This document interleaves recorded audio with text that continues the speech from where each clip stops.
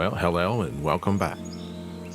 A good image, especially a good landscape image, provides a path for the viewer to take while spending time looking at the image. This pathway, if composed correctly, will provide an entrance, a trailhead, somewhere in the image for the eye to enter and start the journey. Now, a good photographer is always mindful of how the eye will travel through the image, always looking to contain the eye and hold the viewer spellbound within the image for as long as possible. Now, the trick to this is to assure that all the exits are blocked, so the viewer has no choice but to remain in the image held captive until they have explored and appreciated the whole image. So I thought we would do something a little bit different today. I thought I would take a couple of images from this waterfall in the beautiful Colombia River Gorge in Oregon, and I would show you how I want your eye to travel through these images. It doesn't necessarily mean that your eye will take this particular journey, but this is the way I see the path. So come along, let's explore. Okay guys, well, we're in Photoshop now. Originally this image was going to be kind of a throwaway image. This was the first image that I took. I didn't think I was going to like it, but now that I have developed it and looked at it, it has some nice qualities about it, and I'm going to go ahead and tell you about those. First of all, let's talk about flow. We have all this nice white water here that's going to draw our eye in. Okay, now we're on our way up to this area here. We spend a little bit of time in here, and then we'll come out right there. Okay, so what I think happens, which I think is pretty neat, is if you'll look here, there's more water. There's white water here. I think because of this rock right here, I think our eye gets stopped. If that rock wasn't there, we might have a little bit more of a problem maintaining our eyes in the image. Because like I said, once again, we might just kind of go right out the image that way, which is not at all what we want. We want to contain the eye. When we contain the eye, it comes up, it stops there. This is a stop. So we come up through here, we come up through here. Now, the waterfall becomes another stop. Because if we didn't have this here, your eye would continue that way, which we don't want. We're also going to darken all of this down. Now, this is how I think about images. When I look at an image, I start to think, well, where's my flow? Okay, well, my flow is here. What's my subject? What do I need to darken down? What do I need to lighten up? So I think that pretty much does it. I'm going to go ahead and show the image now, and let me know what you think. All right, enjoy.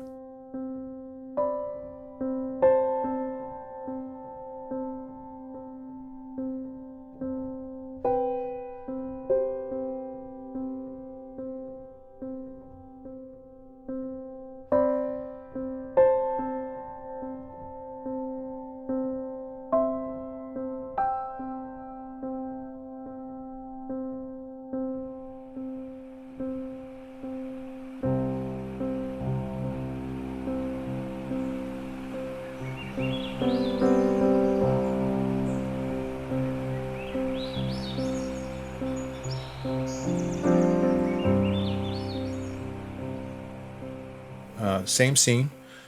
We've pushed in a little bit. We're not quite as wide, obviously, because we're vertical. Once again, this area in here is so awesome.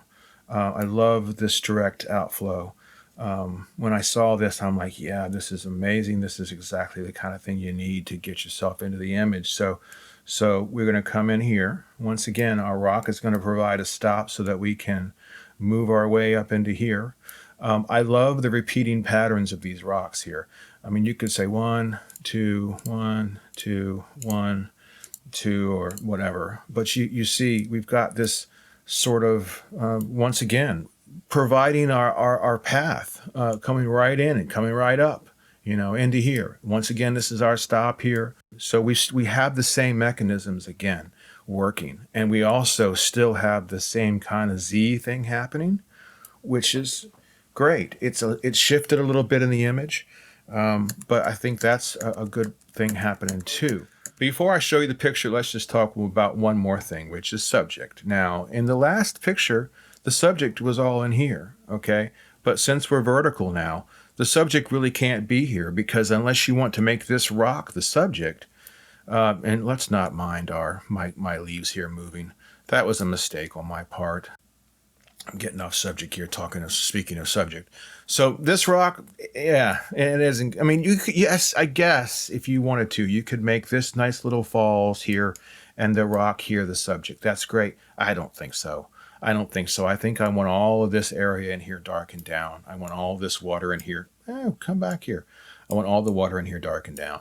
Your subject is going to be back here, and which makes sense. Makes sense, because in this image, with it being a vertical like this, your eye is going into the subject anyway. So you might as well end up here.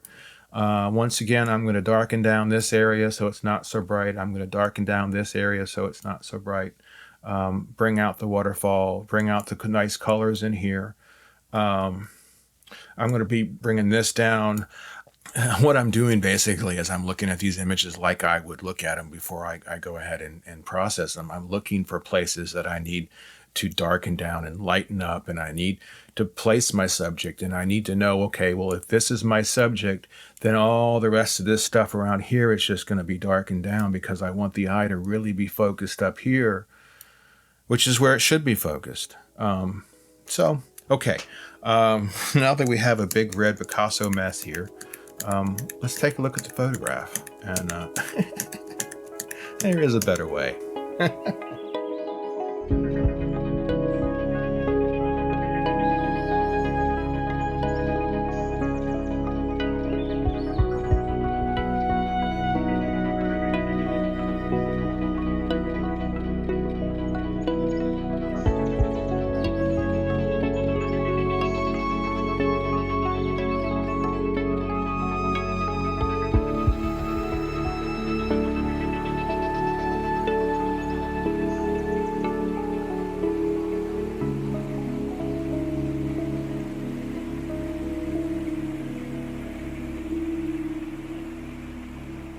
Okay, guys, one more image before we call it a video.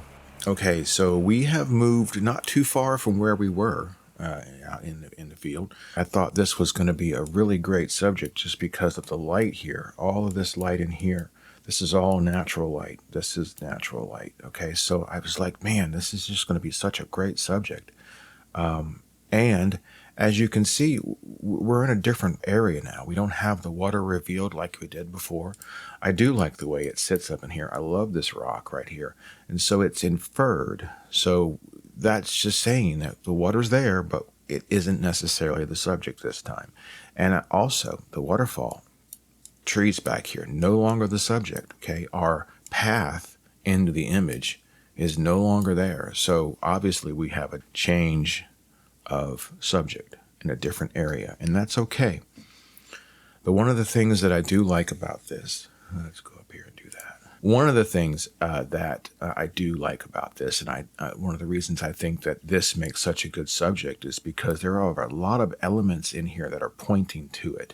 You got here, okay, here's coming down, here it's coming down. All of these lines are pretty much converging on the same point in the image, okay? It all points to the subject, and that even includes just if you wanted to go with this line here that points, okay?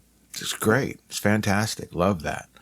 And since there is no clear way to get up to the waterfall, it's going to make the waterfall fall back into the distance, and it's not going to be, it's just going to be a wonderful addition, a supporting character, if you would, where the little flowers here are our main actors, main characters in our play. and they will receive all of the light so that we can see very, very quickly when we look at the image, this is going to be the subject. So, okay, so at this point, I will show you the image in its completed form. I hope you enjoy.